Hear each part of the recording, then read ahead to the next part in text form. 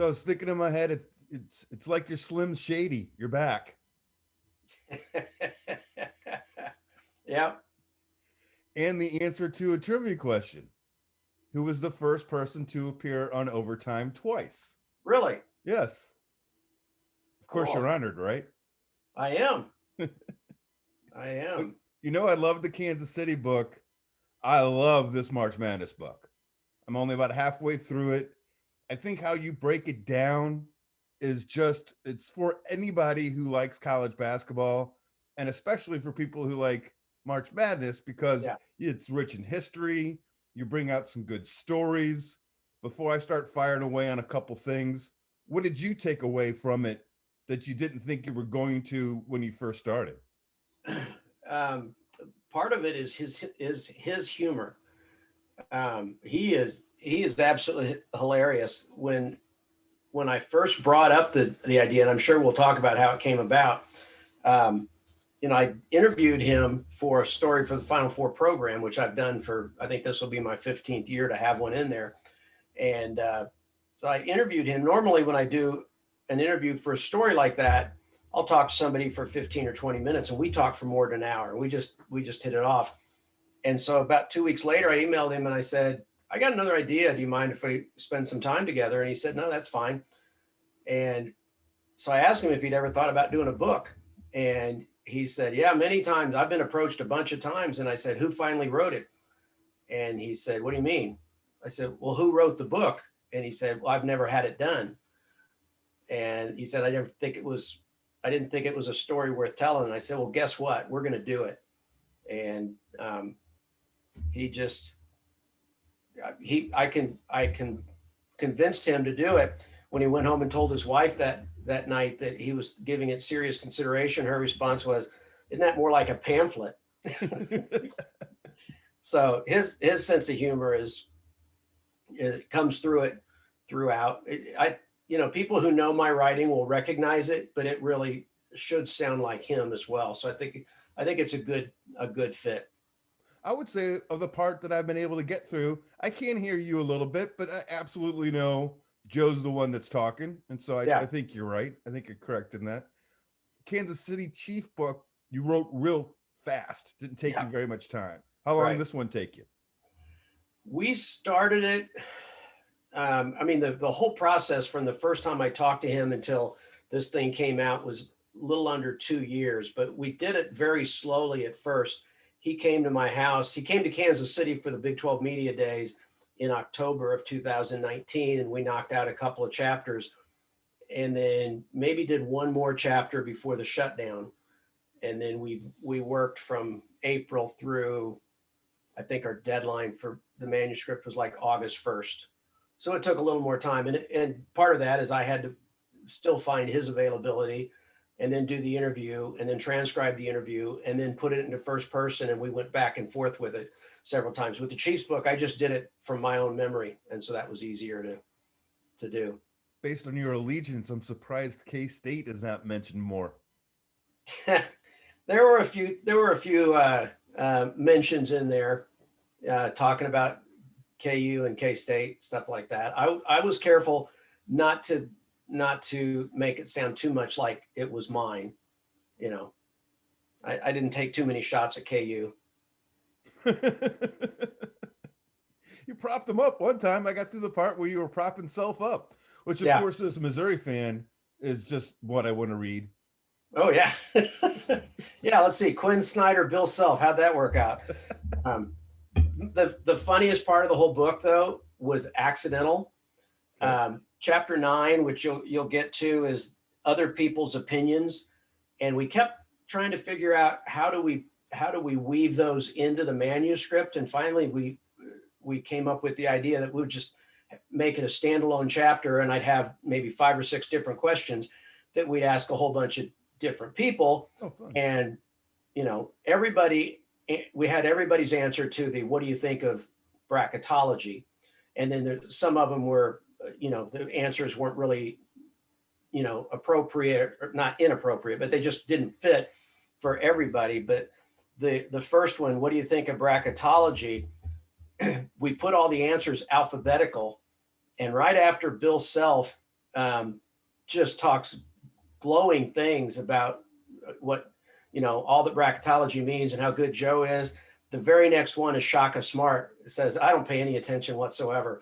And so when we got to that point, I started laughing out loud. And every time I read through it, we edited through it probably half a dozen times, I'd laugh again. And I said, Joe, do you want to leave that in there? He goes, no, absolutely. We got to keep that in there. It keeps me humble. So, he's not afraid to make fun of himself. And I think that comes through as well. So the next time Smart is one of the 4 last in, he'll have Joe to thank. Yes, for sure. So the book starts interesting enough, and I thought, this is to your credit, you start with UCLA, and you bring up the fact that the following chapter is not ripping what UCLA did. I mean, they won 10 titles in 12 years, but in case you're not aware or you have lost some of that memory, they only played 4 games. They were out west. Nobody ever got moved out west. Right. And really kind of only had to play 2 games against anybody who was any good once in the tournament. Right. Yeah, that's the premise. Yeah. Not downplaying what UCLA did, but saying it was easier to do it than it is now. And so, let's put it in perspective. And actually, that was one of my ideas is to grab people by the throat right at the beginning and either irritate them or, make them feel like they, the people who are championing, today's era a lot more, make them feel better. But to just,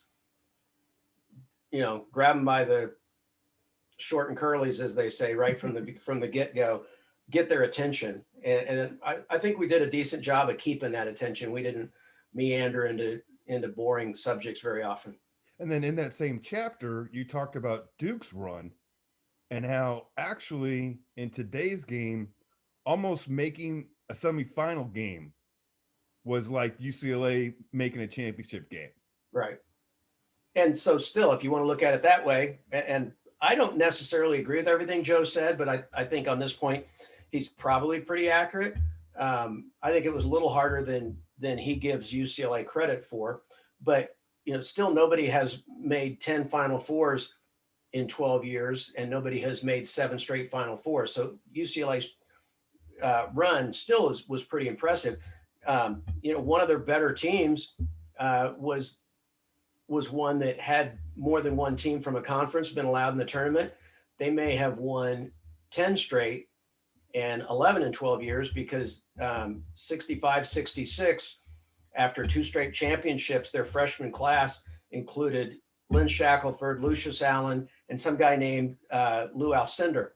And the freshman team beat the varsity team, 2-time defending champions, in the first game in Pauley Pavilion history by like 20 points. And they were really good, but they finished second. And there's a good trivia question for you. They finished second in the conference and didn't make the tournament, where they could have gone pretty far. So there's a trivia question for you. Who was the team that won? UCLA won 13 straight Pac-8, then Pac-10 championships. Who was the team that won it the year before that streak started, and who was the team that ended the streak? Same college? Same college. Oh, Oregon State. Oregon State, that's right. I read your book. Oh, okay. It is in the book. I didn't remember if we put that in there. You also mentioned the 1974 ACC tournament game. NC State beats Maryland. At the time, only 1 per conference. And in the book, you mentioned that most people thought Maryland was the second best team in the country. Yeah, second or third best, certainly in that. UCLA was certainly in the conversation as well. And NC State beat UCLA in the semifinals. But yeah, Maryland, they had Lenny Elmore and they had John Lucas. They had some pretty good players, and they had 4 losses all season. 1 was to UCLA, and the other 3 were to NC State, twice in the regular season and once in the ACC tournament. When you told people you were doing the book, was there a consensus on what folks thought you should make sure is in the book? No, basically the consensus was like, you're doing what? How'd you get that? You're just a local guy. How did you get that one?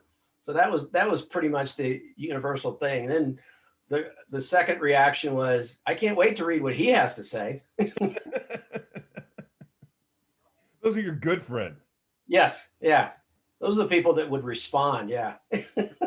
So there's a lot of reasons why bracketology has become what it is today. Your book does a great job with the deep background of how Joe was working for Blue Ribbon at St. Joseph University and how that kind of evolved from just a tournament book per se to then wanting fans to get an idea on where the seeding was going to go, the importance of RPI, the importance of strength of schedule. I mean, you could almost argue the strength of the schedule thing is something Joe created almost in a way when it comes to the tournament. He created, I would say this, David, he created the understanding of what that was. Certainly that was an element of the committee's evaluation process. Joe created the understanding that it was part of that. He let people know that it was part of the equation.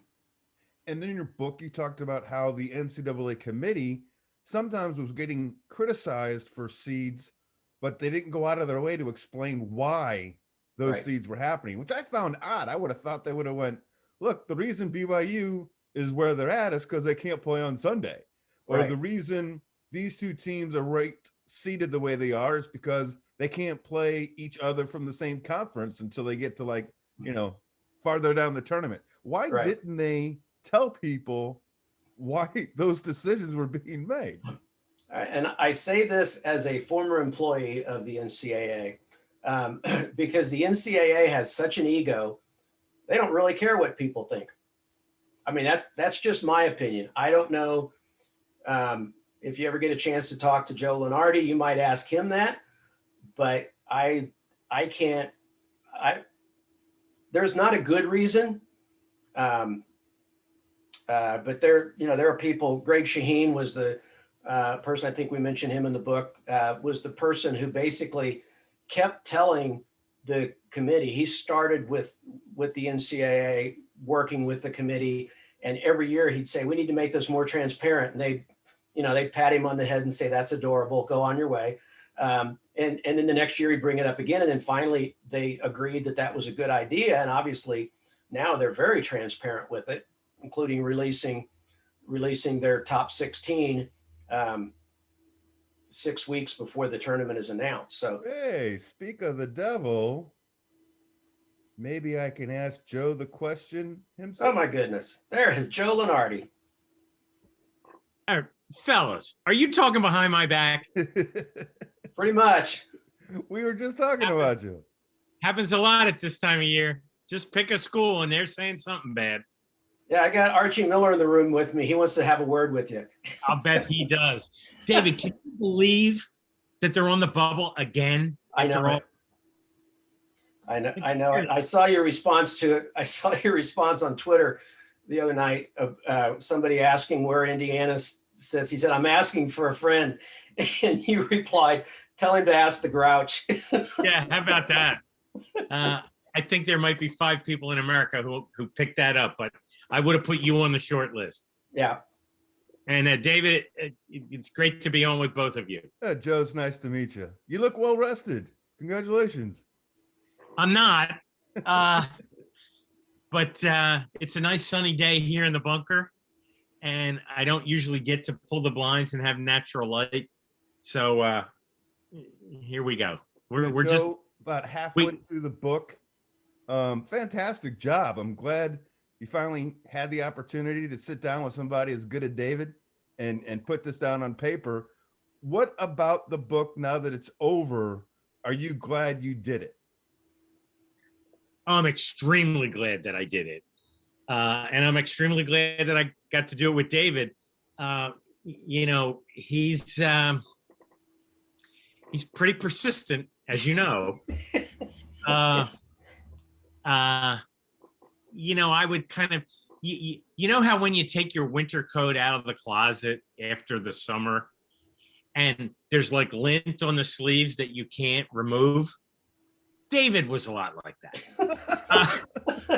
He just like, I just kept picking at him and he wouldn't go away until I said yes. And, I think, David, I'm saying this as much to you as to the audience.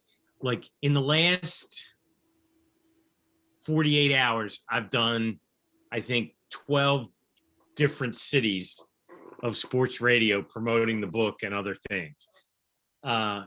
And so I've got this spiel down pretty good now. I feel like a stump speech on a campaign. But like one of the reasons I never wanted to do a book was because I really didn't think anybody would care if it was a book about me. Like I wouldn't read a book about me. Well, can you though? That's the question. Can you read a whole book? I can. Yes, okay. I can. All right. Damien High School, valedictorian, 1978. Thank you very much. David was very persuasive in making it clear that it wasn't going to be about me, or certainly not just about me, but about this great thing that we love. Like we all love college basketball, and we really love March Madness. And he, better than anyone I've ever connected with, kind of positioned Selection Sunday in a way I'd never heard before, which is like it's the greatest non-sporting sporting event. Like it really is. And there is something to the growth of that phenomena and the passion around it that has a lot to do with bracketology, and bracketology's had a lot to do with it. And, I don't want to say I'm the best at this. There's a lot of people now who do it and do it well. I did happen to be first, which mostly first anyway, if you read the book. And it's handy to be the first at something because it gives you, credibility and a bit of a competitive advantage. And hopefully, I am convinced beyond any other element that this comes across in the book, that like we understand that we're working in the toy department of life here at a time when most people are not as fortunate. And I don't ever want to forget that or take advantage of that in a negative way. And if doing bracketology and by extension doing a book gives people a little bit of entertainment, I'm good with that. David, I think we did okay. I think we did. Joe, I know you're on a tight schedule. When you got to go, just give me the Carol Burnett thing and we'll move you right along. But wait, I want to know, like Missouri, Kansas State with you two. What's the deal? We both hate KU. Yeah, there you go. You can unite against the common enemy. All right, you brought it up, Tigers. Wait, before we move on. Sure. Didn't Kansas State win a game this week? It's 2 games this week. Be still my heart. It's 2 more than Missouri won. We became the first team since 1993 to lose a game against a Division II opponent and beat a top 10 team in the same season. That sounds pretty hard to do. Yeah. So by that extension, our Final Four sleeper should be Fort Hays State. Yes. Okay, let me write that down here. All right, I got it. And I'll bet you with the one St. Joseph's victory, you could somehow put them into the Sweet 16. So both of our schools are on 2-game winning streaks. That's unbelievable. It's all about the book, man. It's all about the book. I am at this moment exactly 12 miles south of Atlantic City, New Jersey. I'm going to the casino right now. Like, why wouldn't you? Yeah. David, I'm going to bet our advance. Oh, no. Red or black? Share, not mine. Not mine. What do you think? It's all good. It's so obvious you guys hated working together. Oh, yeah, it was terrible. Well, nobody believes it when I tell people I'm the shy one, but it's pretty close. Well, I will tell you, I've never been called lint in a winter coat before, so There you go. it's the first. But David, you are wearing a baseball polo, and that's a very good sign. There you go. Don't you think? I think we ought to let David. I think we ought to let David ask the question since this is his show. Yeah, no, maybe. I'm having a good time.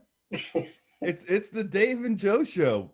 Wait. He's about to ask, is this when I give the signal? Go ahead. Give me your best question. Well, here's an unfortunate question. You've got all your math. You've been doing this so successfully for so long. How do you factor COVID into where people are seated and where their schedule looks like because they were off 2 weeks or they had half their team?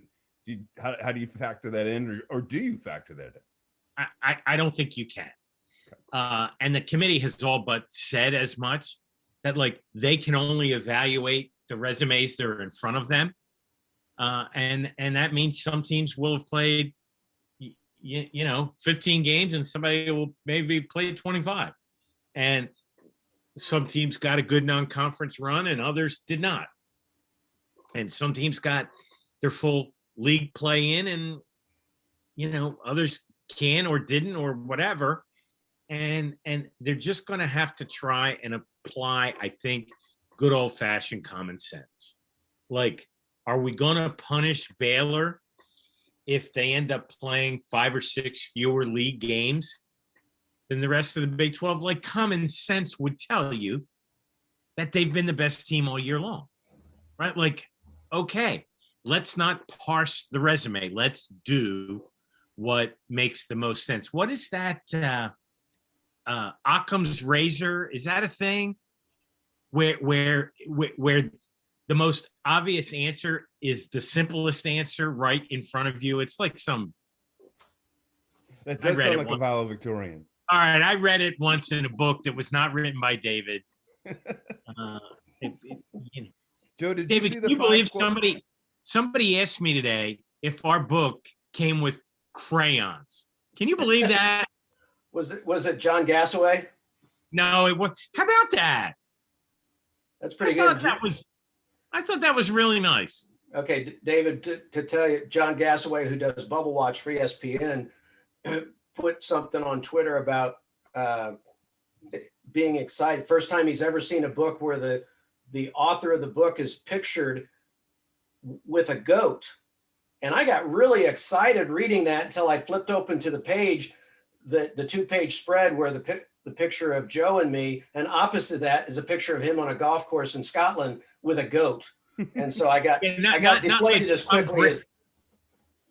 Yeah, not Tom Brady goat, like right. Goat as in like goat, not the pasture goat.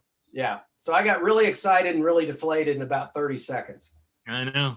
I have that feeling every day of my life. This chemistry can't go away. What's the next book with you two? It's on Bracketology, the Westminster Dog Show. I want my next book to be How to Sleep Through the Off Season and Hide from David.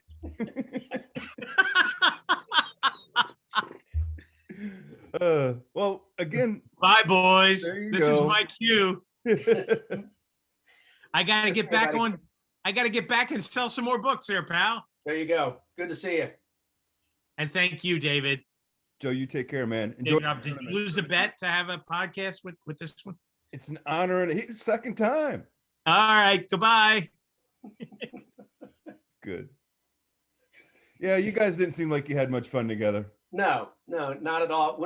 When he was at my house, when he came for the Big 12 Media Day, I think I went to the restroom or something. My wife's sitting there and just loving his sense of humor, and he starts asking her about how long we've known each other and stuff like that, and does she like the fact that I write books, and she still quotes that.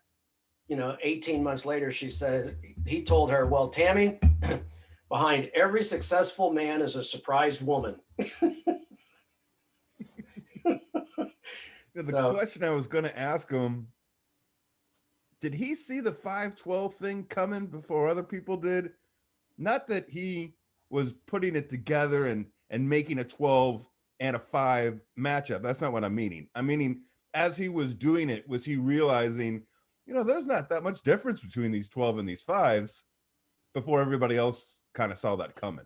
Yeah, I think he did, but he does point out in the book, at least at one point it was in the book. I don't know if maybe it got cut because I haven't memorized the finished product, but the fact that the statistics are not that different. We think that every year 3 out of 4 12s win, and it's like, it might be a little higher than you would expect, but it's still like 2/3 of the fives advance and only a third of the 12s. So it's not as drastic as people think it is. But he knows the numbers. He could tell you if I had let him talk and answer your questions instead of mine, he would have been able to tell you exactly what percentage of 12s advance. So again, back to the book. Lots of different things that describe how we got where we're at today when it comes to bracketology. I thought comparing Dickie V to Howard Cosell was a good comparison. Yeah, and Vital, his shtick is real. He's not putting on an act for TV. That's just who he is, and it translates well because he's full of energy, and that's why he's really good with college basketball. And the few times they cross over with him to do pro basketball, it doesn't work. But because he fits that college culture of high energy, high caffeine. I think that works well. The other thing, if you frame it like this, in the mid 80s, all the Super Bowls were out. And so now you look at the NCAA tournament and every game was close. And they were, games being decided regularly at the shot at the end of the game. I thought that had a lot to do with it because we're so used to the big thing being such a disappointment. College basketball kind of got lucky, but all their big games, very, very few were over until the end. Yeah, I think that's true. I think you think about it, the all-time biggest margin of victory in the NCAA final. I'm doing this from memory, so somebody may be able to call me on this, but I think it's 30. I think when Vegas beat Duke in 1990, they won by 30. I think that's still the biggest margin of victory. So you're right, the championship game is historically is closer. But I think the reason college basketball has grown, and Joe talks about this in the book, is that everybody either went somewhere themselves to college, or they have a relative or a neighbor or somebody that went to a school. So they've got that rooting interest. It's not necessarily the one that's closest to them, though many times that happens. But we can identify with a college team. In St. Louis and in Kansas City, we don't have pro basketball. We have in the past, but pro basketball, they're just so far above us. But, some of us not real tall, not real athletic guys could have still played college basketball. We could have done that, and none of us is going to play pro basketball. I think college basketball is more relatable. It's more personal because I know Joe put this in there. If you go home for Thanksgiving and say, I'm in class with, pick a player. I'm in class with Zion Williamson. I don't know that he actually went to class at Duke, but let's just assume he did in his freshman year. I'm in an English 101 class with Zion Williamson. Well, you're not going to be doing things to hang out with Zion in New Orleans. But at Duke, you had a chance running into him at the student union or passing through the library, not necessarily doing anything in the library, but passing through it. Another shot at Zion. Yeah, well, yeah. So in the book, again, just as we bounce around, ESPN's created in 79. Their need for content really, again, gave people a better understanding about these teams before the tournament started. So it wasn't like you only caught 8 games on a Saturday when North Carolina State got through what they had to get through in the ACAC tournament to even make the tournament. That already gave them kind of a head start in regards to the sleeper category. And Right. then when they went through what they went through, that's not the same if you hadn't seen all the games they've played and paid attention to the tournament. And I thought the book did a really good job of putting a spotlight on that team and that season and what it was leading to as far as the sport was concerned. Well, thank you for that. What we tried to do was basically approach it as a 30,000-foot look at college basketball. And then occasionally, I don't know if you've ever flown over the Grand Canyon, but when you do that, the captain will go a little bit lower and then tip his wing. So if you're on the correct side of the plane, you can look and feel like you can just reach your hand out there and touch the river at the bottom of the canyon. What we tried to do is swoop in to some specific details to help tell the 30,000-foot picture. Do you talk much about Villanova later in the book and their championship season? We do. He talks about the influence that, like you were talking about, the influence that college basketball had on ESPN, but also because it was ready content, the talent, meaning the athletes, didn't get paid.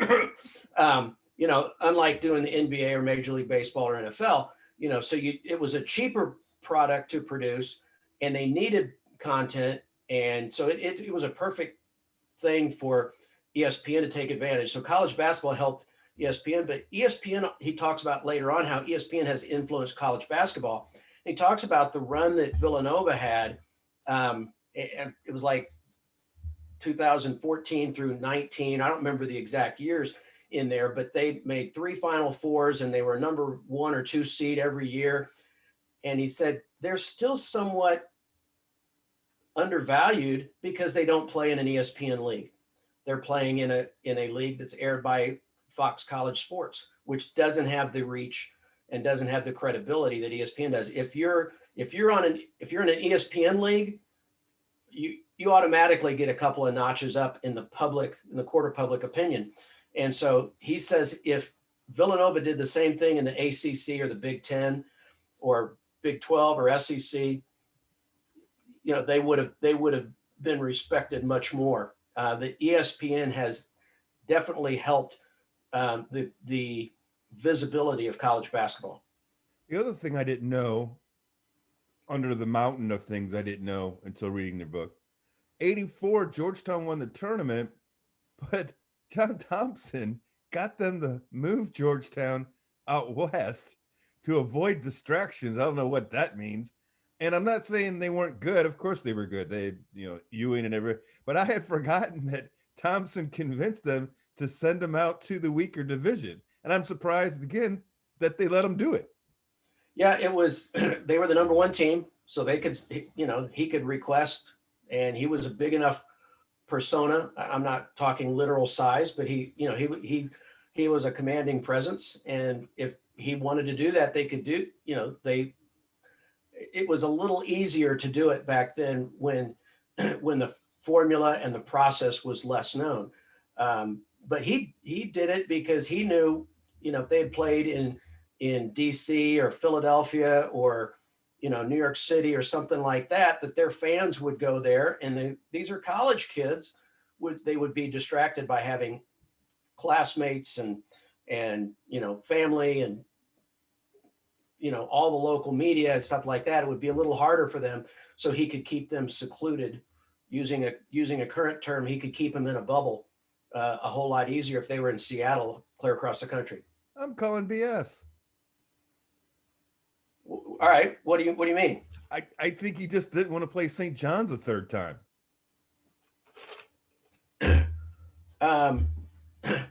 Yeah, and I'm trying to think of that was 85 that Georgetown, St. John's, and Villanova all made the Final Four. And I don't remember.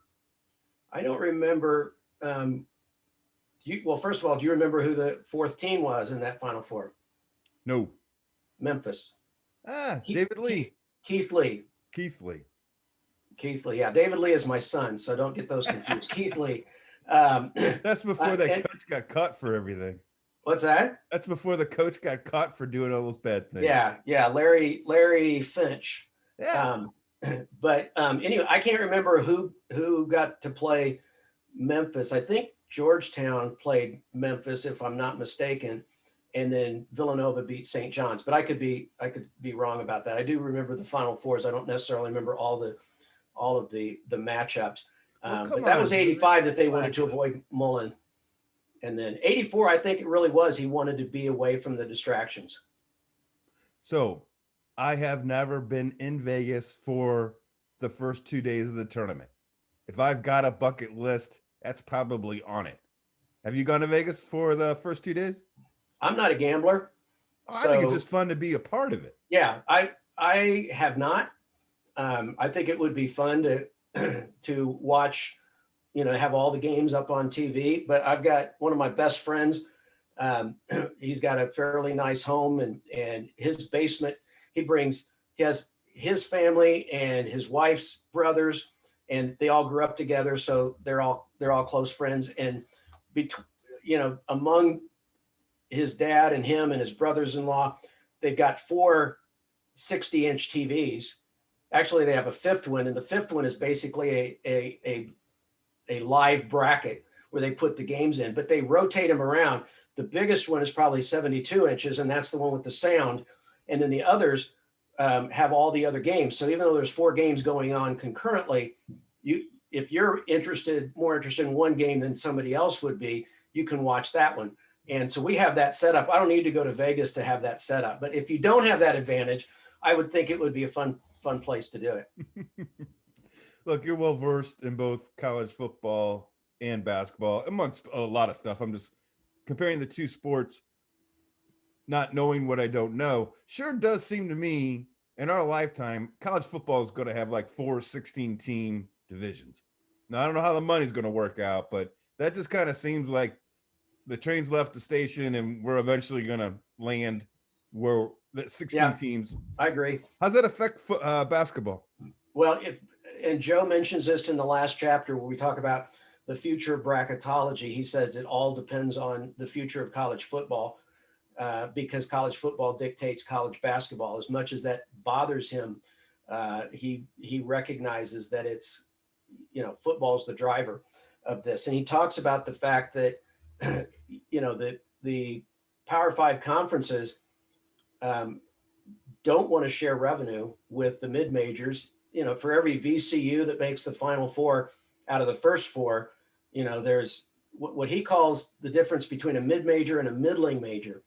A middling major this year might be an Oklahoma State in the Big 12 or Missouri's above middling major this year. I don't mean to downplay that, but somebody who's right now they're right at 500 in the SEC.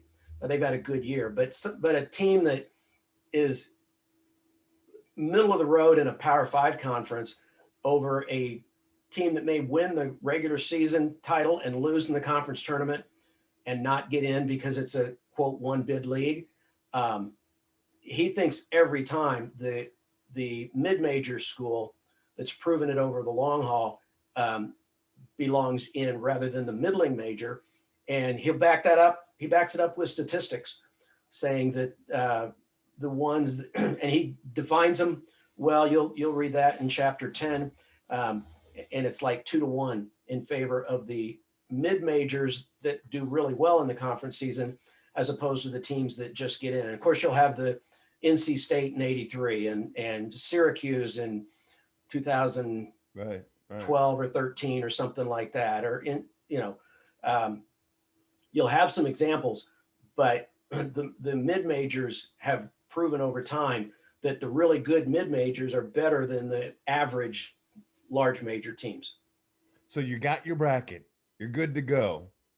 You've now spent 3 or 4 months talking with the guy. Who's the sleeper you're putting down on your bracket that everybody needs to know about? Well, he just told me it's St. Joe's. They won 2 in a row, and they're going to win the Atlantic 10 tournament. And no, it's funny. Not only do I not do well in the in picking the tournament, I remember one year my son beat me, which is not that embarrassing until I tell you that my son was in kindergarten. And we went through did all his picks.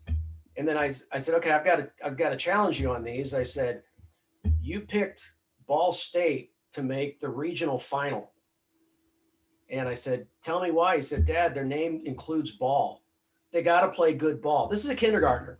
They got to play good ball. I said, then why didn't you pick them to go farther? He said, Dad, everyone knows Vegas is going to win the whole thing.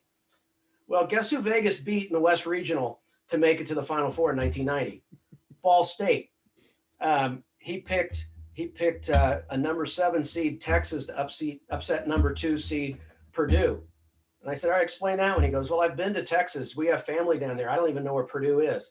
That was his logic. And he beat me. My grandmother beat me because she had more in her last 4 than I did. She didn't even know they were called Final Four. So I am terrible at that. The funny thing is, so is Joe. He says that, his wife and his 2 daughters, and he said, I am the 4th smartest person in the family, maybe 5th if you count our dog. Because his wife has her PhD and his daughters are both in grad school or out of grad. One of them's out of grad school. He said one year his Cocker Spaniel did really well because he picked all the teams with dog nicknames, bulldogs and terriers and stuff like that, especially if they were playing teams with cat nicknames. And he said, and if there wasn't one appropriate, he'd pick the underdog. And he said his dog beat him. And it was then that he stopped making his picks public until ESPN told him he had to. So there's no correlation between being able to predict who's in it and being able to predict who wins it. Well, I fill out 2 brackets every year. One is one Missouri wins the tournament. And then the other is my bracket that does better. Yeah. Well, you would like my wife because the year that Duke, well, you probably wouldn't like her for this reason. The year that Duke and Missouri were both number 2 seeds and lost to 15s the same day, I mean, like an hour apart, she picked both of those 15s to win. So she almost always leads our, the 15 or 20 people that get into our bracket. She's almost always ahead after the first day, and she's almost always eliminated after that first weekend because she'll pick Mercer to beat Duke, and Mercer beats Duke, and everyone's like, Tammy, you're brilliant. Well, then she picks Mercer to beat whoever the next opponent is, and Mercer loses by 30. So she picks some really good upsets, but she sticks with them. So she falls apart too. Now that you've done the book, what's that? You would change about how teams get selected? Say that question again. Sure. You've obviously learned a lot about how the bracketology works and maybe not the politics, but just how it comes to be the way it ends up. Anything you would change about that process now that you're kind of on the inside as opposed to the outside looking in? I would. Joe is pretty persuasive. As easygoing as he is, he has me convinced, and I was not in this camp, but that you have to finish at least 500 in your conference to be considered for an at-large bid. I always thought I was one of those that said, Indiana State in 79 wouldn't have gone 500 in the Big Ten. Well, maybe they would have. I was always one that thought that the Power 5 conferences, even before they were called that, were tough enough that if you were okay in one of those conferences, you deserved to get in there. And he has me convinced. I asked him what rule he would change, and he's got the Lunardi rule where he says you have to at least finish at 500 in your conference, but you can count conference tournament games. So if you're in a conference that plays 16 games and you're 7-9, a tournament game counts as 2. If you win your first round tournament game, that's like being 9-9. Then you could get in if you lost your next game. But I tend to agree with that thinking because he's proven with the statistics that the mid-majors who get overlooked because they didn't win their conference tournament would deserve to be in there. We think about 2018 with Loyola of Chicago with Sister Jean. They were down at halftime in the Missouri Valley final, right there in with Arch Madness there in St. Louis. And he said where they ended up as an 11 seed, they had they lost that game, they would not have been in the tournament, and they made the Final Four. And he uses that as one of his pieces of evidence that says those mid-majors deserve a stronger look.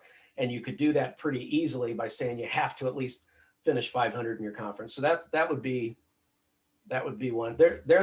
I just hinted at another good trivia question, which you can stump your friends with. Who was the first number 9 seed to defeat a 16 seed in the NCAA tournament? Don't know. It's only happened once. And you think about why that's only happened once. Because the 16 had to beat a 1. So you're saying Virginia? And then the team they lost to? Yeah, the team. Gotcha.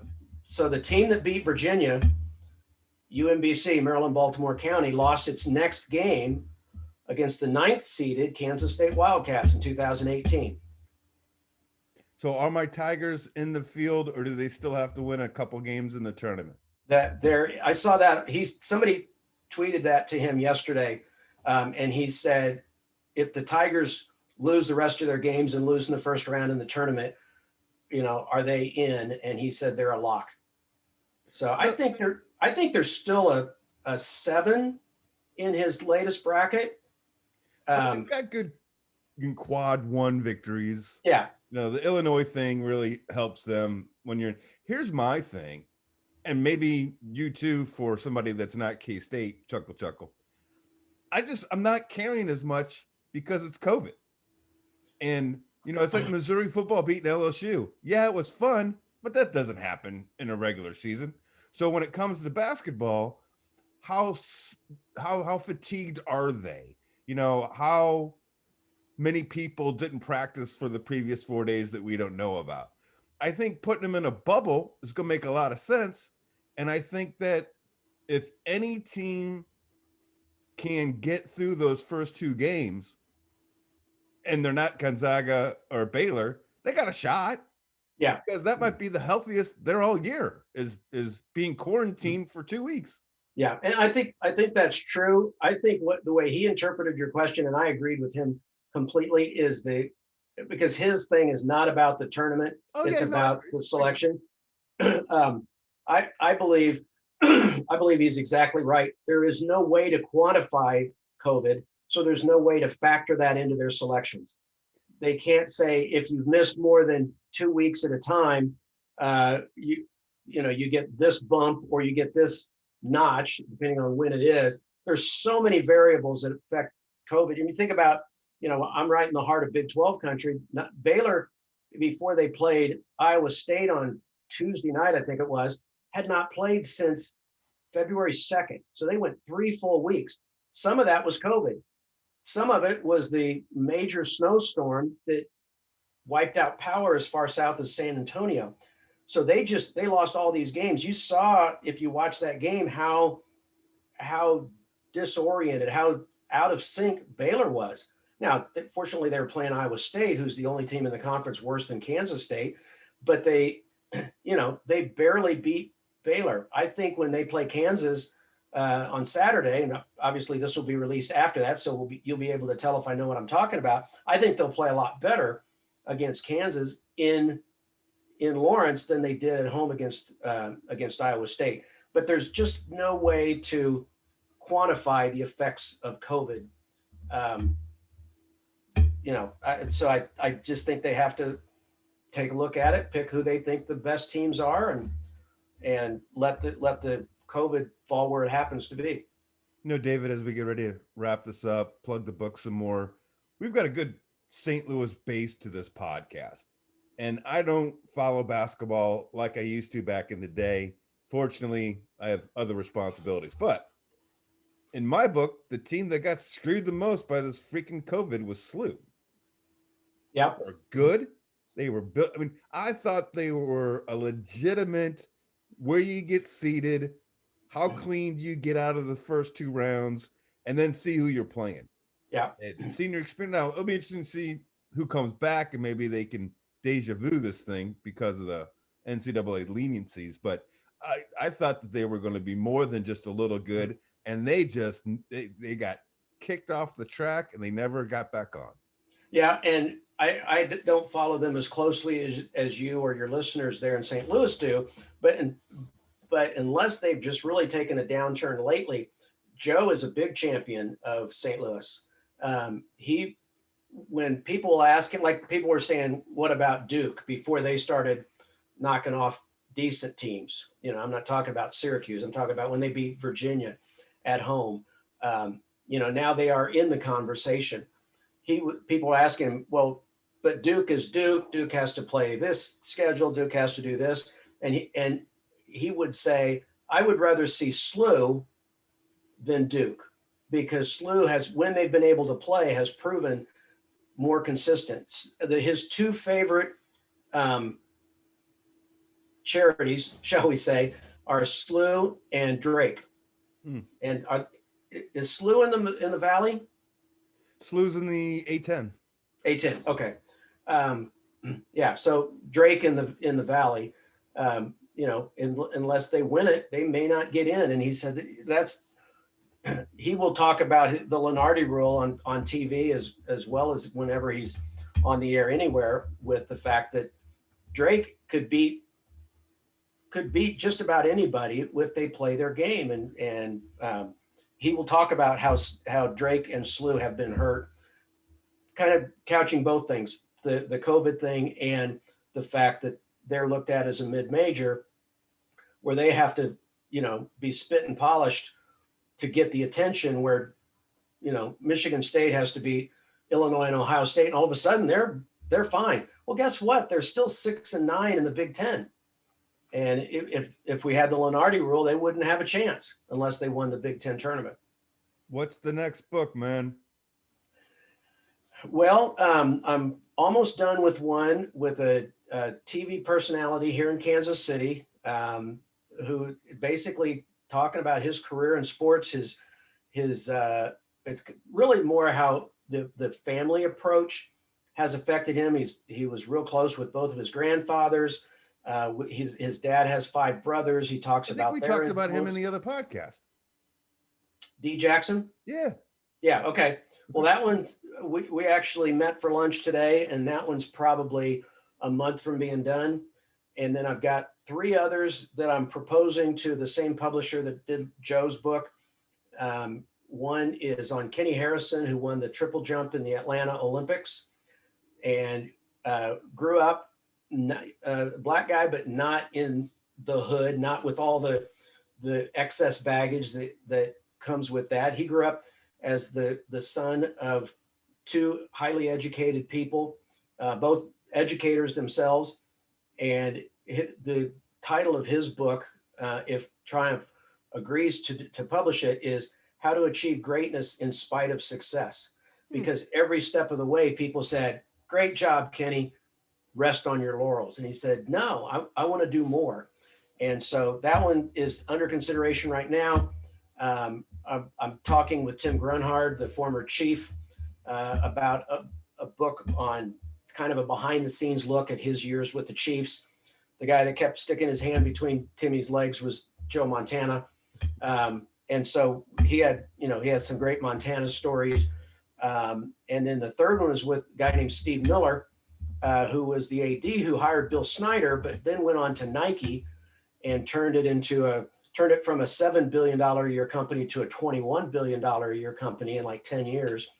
And then now he runs Andre Agassi's foundation, and they've raised 1.5 billion with a B in charities to build charter schools in underprivileged areas. So that guy sounds like a book you could turn into a documentary. Well, I'm open to any movie producer who wants to contact me. They can contact you, and you can give them my email address. But yeah, that's one. And I just approached him out of, I don't even know why I went after him. He's actually on my podcast, which, if I can give a plug, it's called Sports Connections with David Smale. It's available wherever podcasts are found.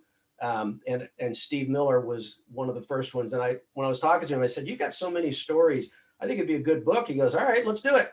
Like, boy, that was a tough negotiation. So all three of those potential ones are in the works.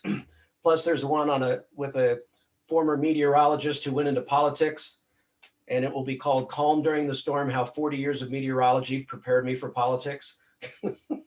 So you're like one of those writers who writes the end scene and then figures out how to get there. Many times the headline comes to me before even the subject line does. Plug the book one more time, man. I'm really enjoying it. This is one of those deals, again, the timing's great, but if you're listening to this podcast now and it's July or it's September, you should still look into this. Bracketology. I wrote it down.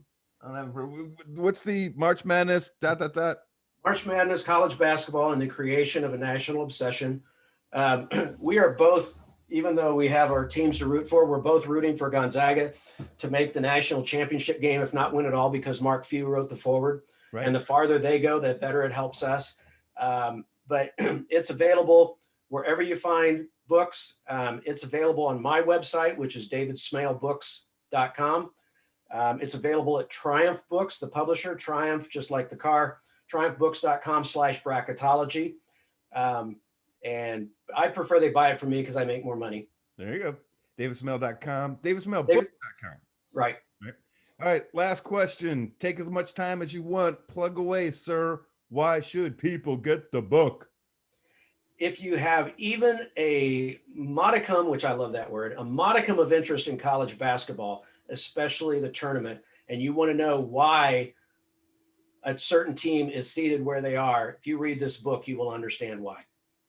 As always, man, good catching up. You too, David. Good to see you.